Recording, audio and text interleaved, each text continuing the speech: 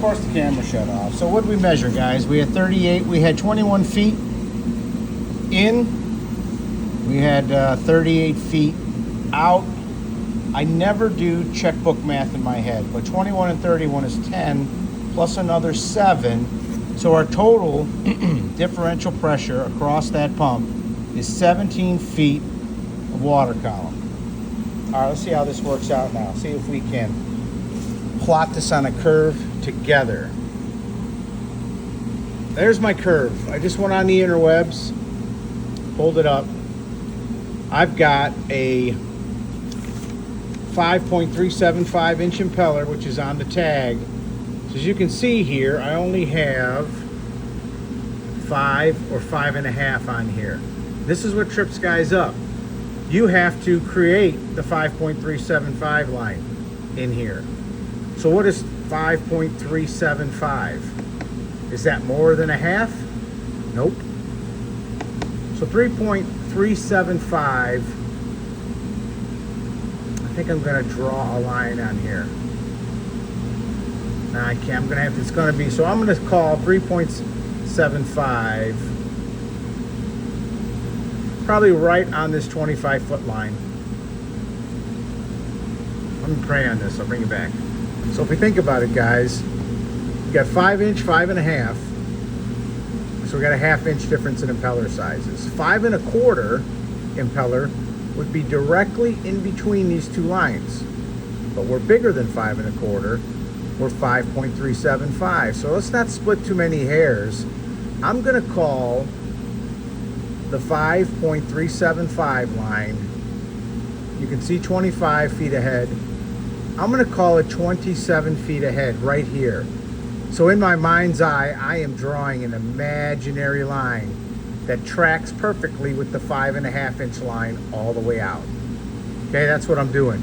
Now we measured 17 feet of differential pressure, right? I'm gonna zoom out just a little bit. Remember, in your mind's eye, you've got that 5.375 line following the 5.5 inch curve.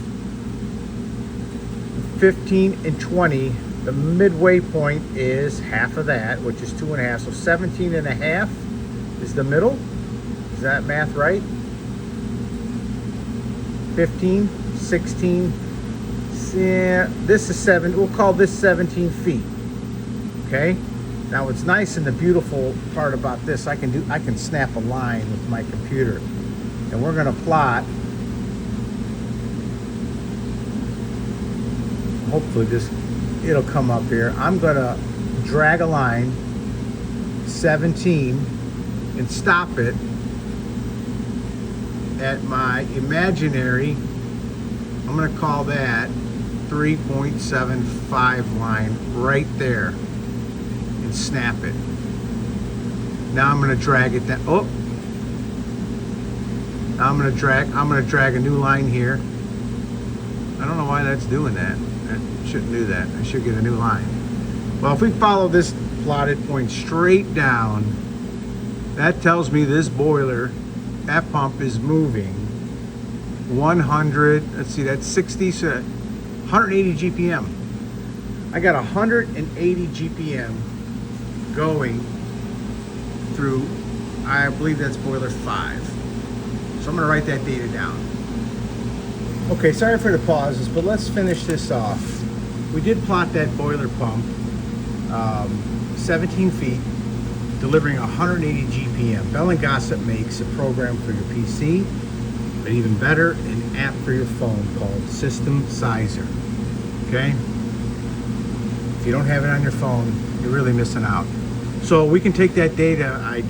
I know my return water temperature is 135 degrees going into the boiler. So I put that in low. My leaving water temperature on this particular boiler is 155.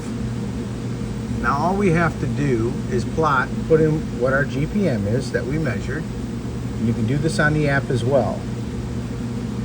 I'm gonna put in 180 GPM, hit enter. This boiler is delivering 1.7 1.766 million BTUs. One boiler. Now, if you remember, I said these boilers are rated for 2 million. And we're getting 1.766 out of this boiler. So I'm going to continue and do them all. But this is very useful to determine. Let's say you just don't have enough heat. What if this number came back 950,000? You know, boiler internal surfaces that are scaled will not allow you to produce this much heat on a boiler that boiler's, well, it's well over 10 years old. So hopefully you got a little bit of something from this. You'll download this app, System Syzer, Bell and Gossett. It's in the, I know it's in the Apple Store. Rumors are Android doesn't have it. Or you can put this program on your PC. All right, so that's all I got for measuring flow through a boiler. Hope you liked it. Thanks.